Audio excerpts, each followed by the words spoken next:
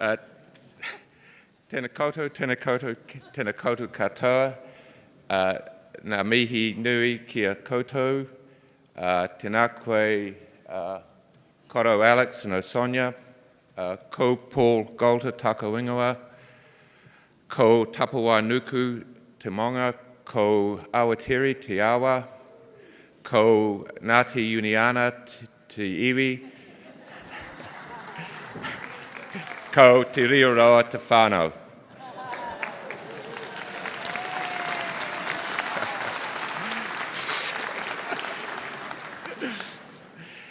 Yeah, well, it's great to be back, and it's been 3 days before I could get up here, so finally made it. And at the conclusion of my speech, we're going to be doing a little something, so just be ready for that, okay? And you'll get suitable instructions around that. Look, I just want to talk briefly about a number of things, because I know we're a bit under the pump for time. And the focus of this conference, of course, has been on inequality, and we've heard lots about that. And we've heard lots about poverty. Did any of you notice that during the election, the Nats never used the word poverty? So clearly, that demonstrates the vulnerabilities of this government to poverty. And I'm not going to talk about the election because we've talked plenty about that, and it's really of no surprise. I don't think anyone here would have been seriously surprised about the result, and in fact the planning that NZDI has been doing has actually been seen through that election result, and you've been part of that over the past few days. But never let it be said that the national government have a mandate to implement their policies on education, as I've heard. This government has no mandate to do the wrong thing in education.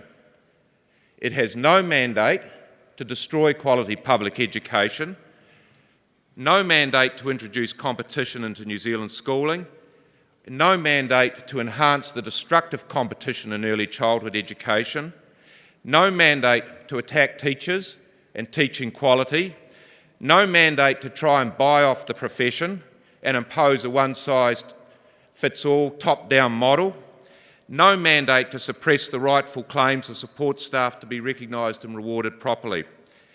There is only one mandate this government has got in education, and that's the mandate to be the steward of our quality public education system and the success of every student.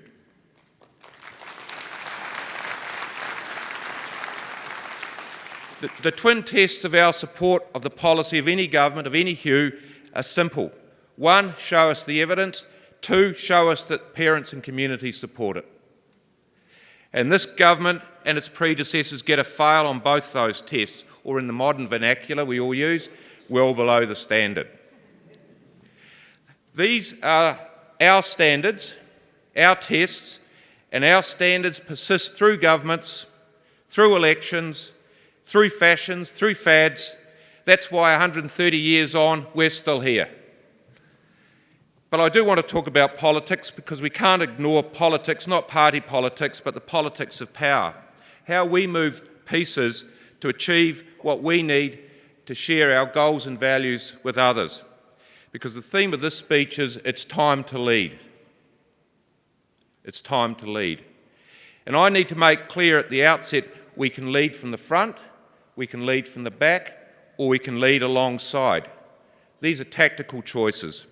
But I believe quite simply it is time for NZDI Te Rīroa to step up to the plate. Of course, we've been doing that for what seems like years now, leading mostly from the front, defending quality public education. We are a visible sign to New Zealanders of opposition to education policies that have no basis in evidence, don't work for every student, relegate Māori, Pasifika and special needs children to the status of priority learners, that introduce destructive competition and are designed to lead to increasing privatisation of our education system, as we heard from Angelo yesterday. But our task is now broader and deeper. The name of this conference is Time to Tackle Inequality. Doesn't it fall to NZDI to lead that? Are we as teachers, support staff, principals, ministry employees not at the forefront of the outfall of the deepening inequality in New Zealand, and so are we not best placed to work with New Zealanders in the opposition to what's happening to our country, Aotearoa, New Zealand. But do we not also need to take on and lead the fight against the broader attack on working people and their families?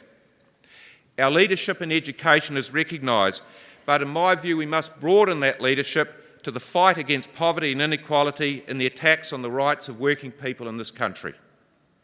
Our size, our resources, our status, our unique place as an education union, our professional standing, our industrial strength, our reach and our depth, don't they all mean that it's our time to lead? The basic and fundamental right to fairly participate in the social, political and economic life of New Zealand is being denied to increasing numbers of Kiwis, and we as NZDI Te Reo cannot stand aside and let that happen around us. That fundamental right to participate is being denied now to millions of New Zealanders, hundreds of thousands of children living in poverty. And that will not be reversed until brave people and brave organisations stand up and say it is worth fighting for. And for NZDI Te Reo to stand up and say, we will take on this responsibility to lead, we recognise it as our time to lead, and we will lead. I cannot imagine there's not one person in this room who's not up for that, because the sort of leadership we need is not from the top table, that's part of it, but it's the leadership of NZDI in our communities, in our schools, amongst our whānau. It's the sort of leadership of talking at the school gates to parents picking up children, of ECE teachers talking to parents picking up fractious kids at the end of the day. All that stuff, that's what we need to do. Taking part in the Living Wage campaign in every other way our marvellous members can demonstrate. And at all times demonstrating through our actions and leadership that our fundamental values as New Zealanders are not lost, that in New Zealand these values are our values and they matter and they are worth fighting for. I bring you a story of hard work, of challenge, of somewhat deep disappointment, but I also bring you a story of hope, belief and action. If we are to take up that leadership role, if we do recognise it as our time now to both broaden and deepen that leadership, then we need to be smart, strategic, directed and focused, and most of all, engaging. We have strategic focus, we have strategic direction, we know what we need to do, we've talked about it over the last few years, we've got to deliver it.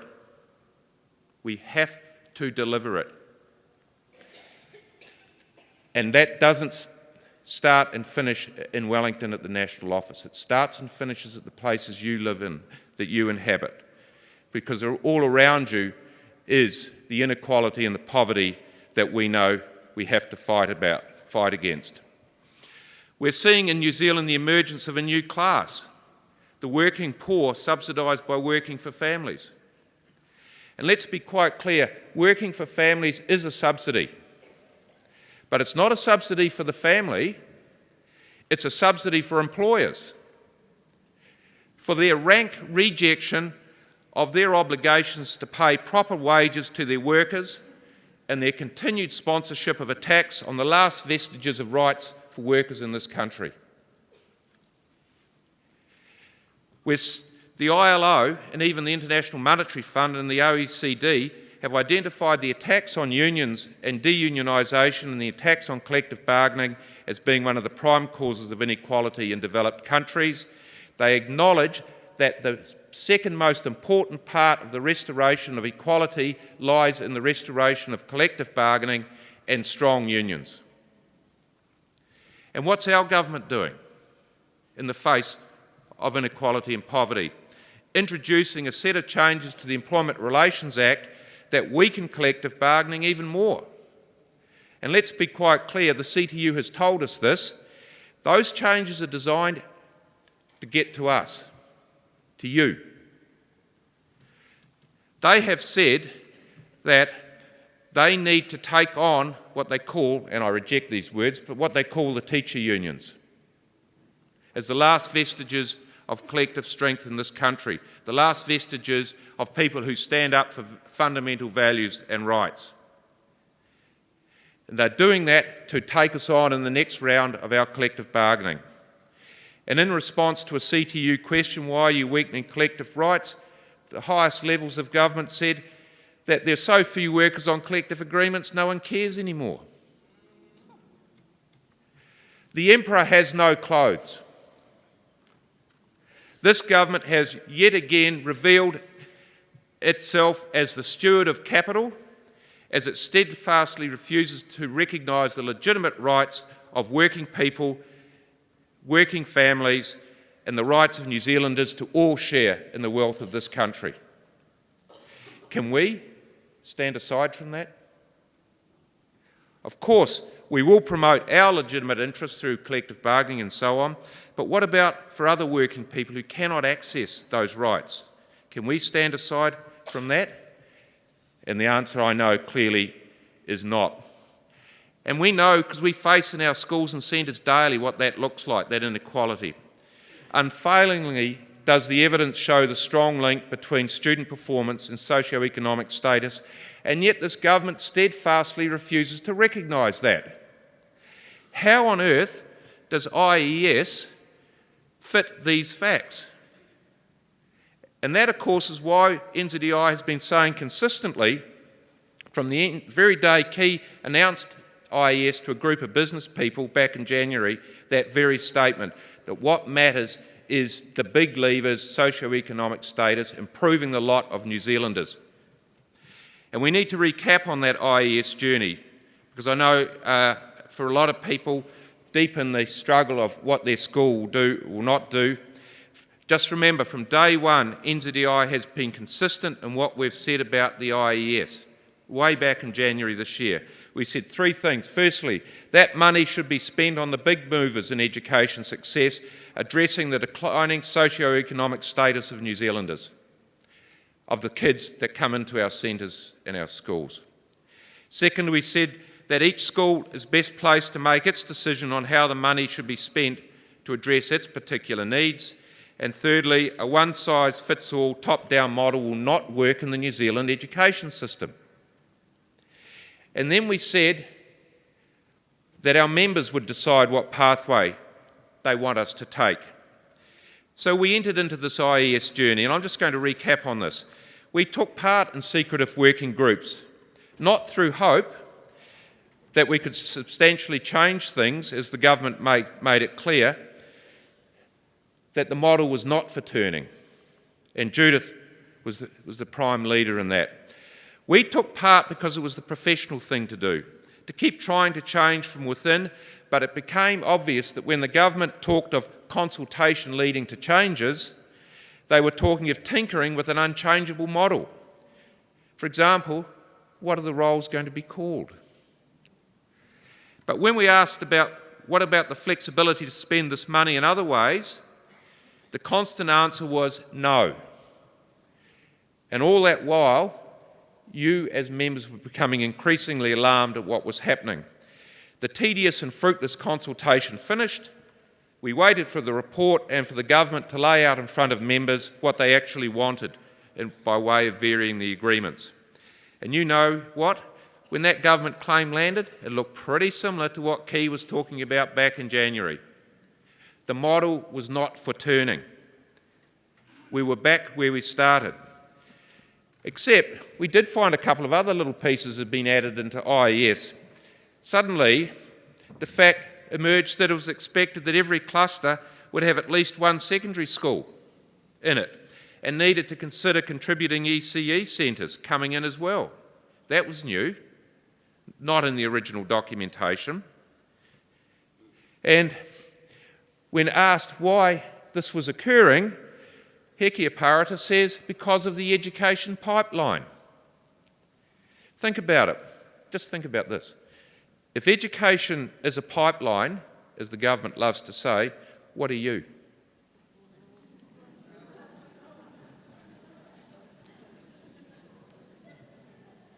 Just think what that says about the status of the profession.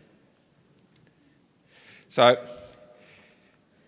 We came to the choice. Members choosing which direction they wanted their union to take. Strategically, we said that because of the building support to reject IES within primary out of hand, we would need to move that choice to the front end for you people to decide pathway A, pathway B. So we put that choice up front. And that's a key principle of any organisation like NZEI, that our members would decide. And our members welcomed that opportunity to decide. 93% no confidence in IES. 70% plus deciding on pathway A. And 30% on pathway B, the bargaining pathway. I have a sense they're going to end up in the same space later on. But that's the strength of that rejection, and it rocked the government because you showed leadership. You stood up for your values and your principles, and we need to continue to do that. You showed that in the face of massive increases for some people, you decided to place the child at the centre. To say that the money should be spent on children, the students improving their opportunities for success. To say what is best for the child, not what's best for me or my colleagues, what is best for the child in the face of the enormous political cynicism of this government who believed you would favour your pocket over your principles. And you are individually and collectively to be congratulated for that. Will the government continue to press IES into the sector? Absolutely yes. Hekia parata, day one, term one. Will they look for schools, principals and boards who support them? Absolutely yes. We know that's going on. And will we continue to reject that policy and refuse to take part? Absolutely yes. Not yes because it's the easiest thing to do. Not yes because I know someone else will go and fix it up for me. Not yes because I want to give the government a whack. But yes because as a profession it is the right thing to do. And we have to remember that. This government has cynically and for political advantage taken NZEI's work on career pathways and the good practice of schools in their many and varied forms of collaborative practice and corrupted it. Corrupted it. Calling the new roles career pathways, for example, when they're at best are fixed-term career points. And they've attacked the very heart of collaboration, the voluntary structuring of the collaborative process between schools to meet their varying needs. Instead, it's my way or the highway. And the ministry will enforce that dogmatically. And we have said no to that, and we will continue to say no to that. And we will work continually with our boards, our parents and our communities to educate them on why your position is the right position. That's the leadership I'm calling for. It's hard, it's wearying, it's frustrating. We'll see schools bend. We've been there before. Remember bulk funding, individual contracts for principals, and so on? And NZEI led the opposition to that then, over all those hard years, because it was the right thing to do. And you've done the right thing again. You cannot leave here and hope that it's going to get better. You can only leave here and make it better. It is time to stand up for kids and protect our schools.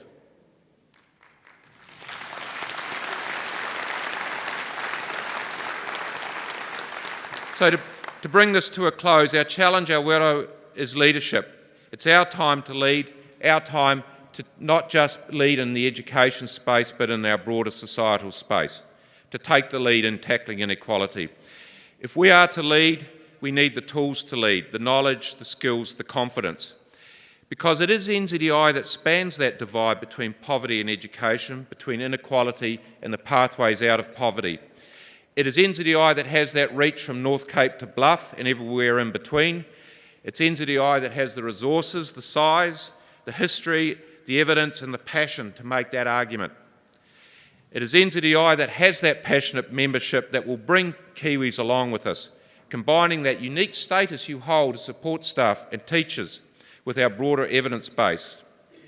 This government has said that NZDI members, teachers, support staff, principals, ministry employees must fall into line now the election is won. Must fall into line now the election is won. Well, I'll tell you this government, our members, NZDI Te Reo members, will fall into line, but that line, those ranks, those columns, will not be their ranks and columns. That line, those ranks and columns will be the ranks and columns of not just defending and promoting quality education, but will be the ranks and columns leading the struggle for the rights of NZ, New Zealand tamariki, to access the quality public education they deserve and for Kiwis to access the fundamental rights to participate fully as citizens in their own country. Those are the ranks and columns. That's the line we are drawing as NZDI. This government continues to get it wrong. It continues to demonstrate an abysmal ignorance about the key drivers of education success. It continues to ignore the evidence. It continues to ignore community opinion. It continues to ignore the profession. NZDI, Te Reo Roa, our members, schools, centres and sites throughout New Zealand, all of us, we will not do what we are told. We will not do what we are told.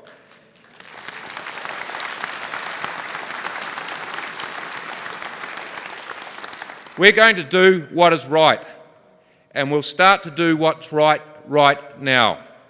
So right now, I'm going to call on you to show Rotorua and New Zealand what we really think. I'm going to call on you to follow NZDI National Executive and Te Reo Ariari when I give the call, out of that door, down the street, in front of the government buildings for protest. Stand up!